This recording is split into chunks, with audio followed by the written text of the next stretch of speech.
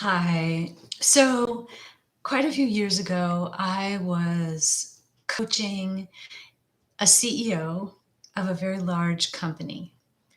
And it was a pleasure to be part of his learning, his journey in leadership.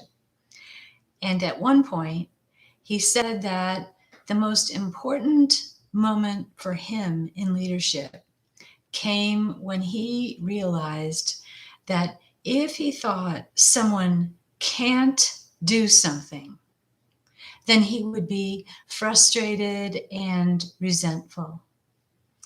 But I'm sorry, if they won't do something, he would be frustrated and resentful. But when he switched and realized that they might not be able to do it, they might not have the capacity, the functionality, and so they simply can't do what he asked of them. His life as a leader changed. Hi, I'm Fran Gallagher. I'm your guide to relationships, meditation, and intuition. And in this case, leadership. So this has been really huge for me because I have worked really hard to express myself. And I figure if I can just say it a little more clearly or ask it a little more nicely, I will get what I'm asking for. And I'm going to suppose that you're the same way, that you make a big effort to understand where people are coming from. And you talk to them about what you believe they can understand and relate to. You make a really big effort to bridge the gap. And you ask nicely. Maybe you even give generously in order to encourage them. You've done all that. And then they still don't do what you ask of them. So at a certain point, we really, really, really need to step back and go into observer role. We are natural observers. That's what our brains do. And when we step back, we actually free our brain to be a better observer. Because you've probably heard that there's all kinds of detail the brain filters out because it can only handle so much from a given situation.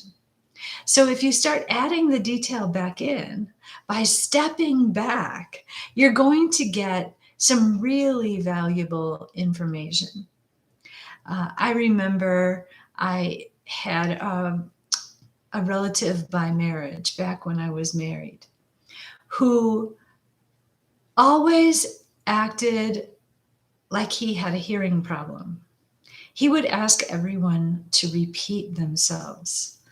And over time, I began to just notice that he didn't seem to have a hearing problem at all because he would react to things that were said from across the room, here and there. And I thought it was a control issue. And I thought that he may have been trying to buy time by saying what, and it would give him a moment more to think about whatever was being said to him. I don't know if it was that or, again, a control issue. It could have been both, but I do believe it was a control issue.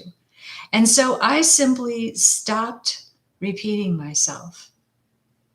And I remember the first time I did it, he looked at me and he saw that I knew that he didn't have any kind of a hearing issue. And he answered me. And so I never repeated myself again with him. And what I have discovered is that with some people, I will repeat myself. With others, sometimes it doesn't feel worth it. Whether it's a hearing issue or a cognition issue or a presence issue or caring, whatever it may be, it may not be worth repeating myself. So beginning to understand where people are in their development is really powerful. But it's also going to require that we understand where we are in our development.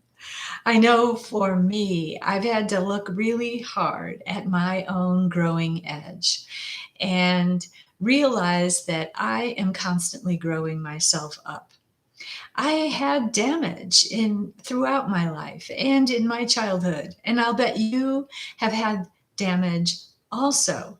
So there will be developmental delays in various aspects of our lives. So then it's time to address those areas. I have thought of it as a map. And the map is like those early maps where map makers didn't know what existed beyond certain boundaries. And so they might write, "There be dragons." So I looked at the map of my own development and I saw that there were completely unexplored, unknown areas in my development. And I just had to own it all and own it when I was unable to do something or I really had a steep learning curve. I also had to learn to tolerate my learning curve. So, as leaders, we are going to have to tolerate our learning curve. And in the process, we're going to have to tolerate the learning curves of those around us. So, thank you for joining me. Uh, just remember that the spiritual path is an unfolding path and there is an intelligence to it. You're on your way. You got this.